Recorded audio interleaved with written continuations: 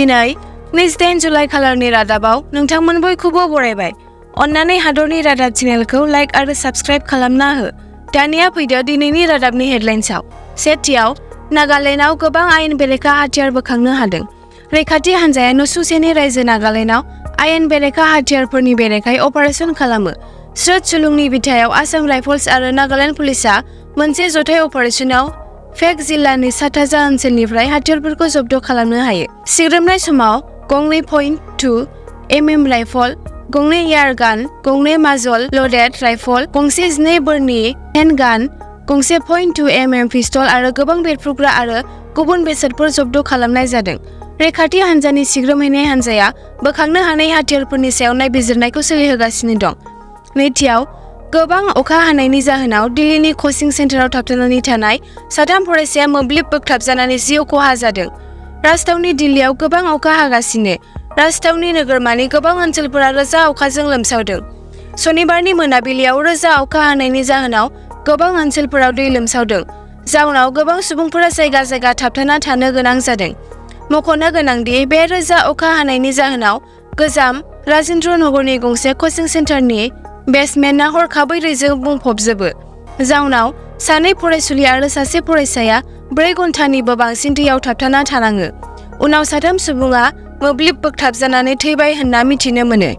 NDRF आरो अर खोमोरग्रा हान्जाया सनिबारनि मोनानिफ्रायनो बे जायगायाव रैखाथि हाबाफारिखौ सोलिहोबाय थानानै गोथै सह'खौ बोखांनो हायो। बे समावनो अखा हानायनि जाहोनाव दै लोमसावनाय आरो बिफां-लाइफांफोर बायनायनि जाहोनाव दिल्लीनि माखासे बाहागोफोराव होंगो-दोंगो एबा हान्थामेलायाव हेंथा जायो। थामथियाव, आसामा रायजोनि 8थि एबा गोदान रायजो बेंगिरि मोनबाय। मोनगु रायजोनि रायजो बेंगिरिफोरखौ एबा गभर्नर सोलायनाय जादों। आसामनि मुङाबो बे मोनगु रायजोनि फारिलाइयाव दं। आसामा रायजोनि 8थि रायजो बेंगिरि मोनबाय।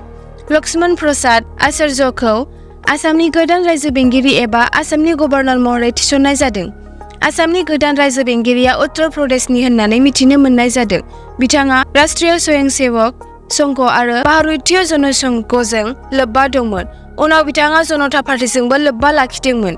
जेब्लानिफ्राय जनता पार्टीखौ सिफायनाय जादोंमोन आरो भारतीय जनता पार्टीखौ दानाय जादोंमोन, अब्लानिफ्रायनो लक्ष्मण प्रसाद आचार्यआ BJPनि सोद्रोमा महरै राजखान्थियाव सांग्राङै बाहागो लादोंमोन। ब्रैथियाव, बाक्सायाव गिख्रंथाव लामानि जाब्रबथाय।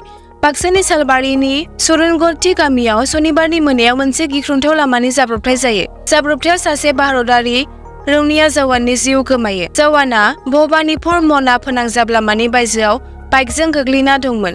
जवानखौ जायगानि सुबुंफोरा फुङाव नुनो मोनो। थैनाय सुबुङा 28 बोसोर बैसोनि गपि सूत्रधर होनना मिथिनो मोननाय जादों। बाहुबारि पुलिसआ जाथाय जायगायाव सौहैनानै गोथै सह'खौ बोखांनो हायो। जाब्रबथायजों मोगा-मोगि जानाय बुलेट बाइकनि अनजिमाया AS12 AA8498। भारतारि रौनिया हान्जानि आसाम रेजिमेन्टनि 166थि बेटालियननि जवानखौ डिब्रुगड़आव थिसननाय जायो। बाथियाव, काछारनि बालासेरा टोल गेटआव गोबां बिबांनि आयेन बेरेखा मुवा बेसाद जब्द खालामनो हादों। म्यानमाराव बानायनाय गडजिला ब्रान्डनि थाम्फैनि मुलिफोरखौ फालांगि खालामनायनि दायाव काछाराव बरखला पुलिसआ 2 सोनाब बेंगलनि फालांगिरिफोरखौ खादों। बरखलानि बालासेरा टोल गेटआव सिग्रोमनाय समाव ट्राक नम्बर WV65E0823 निफ्राय 80 कार्टन गडजिला ब्रान्डनि बार्मिस थाम्फै कइलफोरखौ जब्द खालामनाय जादों। काछारनि बागाननिफ्राय नगावसिम सिखावै लाबोबाय थानाय समावनो बरखला पुलिसआ थाम्फैनि कइलजों लोगोसे ट्राकखौ जब्द खालामो।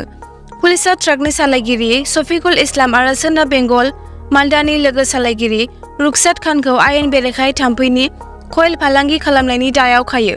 हमजानायनि उनाव सानैबो सनिबाराव बिजिरसालिनि बिथोनाव हाजोनि जोबथेसालिनि जिम्मायाव दैथायहरनाय जायो। दथियाव, श्रीलंकायाव इन्डिया आरो श्रीलंकानि सान 3नि T20 सिरिजनि सेथि T20 मेचखौ मैया इन्डियाया देरहानो हायो।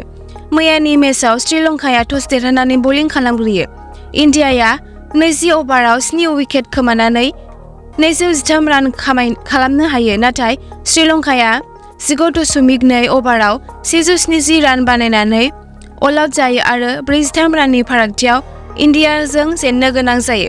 मैयानि मेचआव इन्डियानि केप्टेन सूर्य कुमार यादवआ प्लेयार अफ द मेचखौ मोननो हायो। फिन दिनै बेलासिनि 7 रिंगानिफ्राय आरो श्रीलंका आरो इन्डियानि गेजेराव T20 मेचआ श्रीलंकानि फाल्लेके इन्टारनेशनेल क्रिकेट स्टेडियामाव जाबावगोन। क्रिकेट खेला नायनो मोजां मोनगिरि नोंथांमोन बयबो नायनो हागोन बे मेट्सखौ बेलासिनि 7 रिंगानिफ्राय। एसेनोसै दिनैनि हादरनि रादाबाव। अन्नानै हादरनि रादाब चेनेलखौ साबस्क्राइब आरो नटिफिकेशन बेलखौ अन खालामनानै ला हादरनि रादाबनिफ्राय नटिफिकेशनखौ मोननो थाखाय।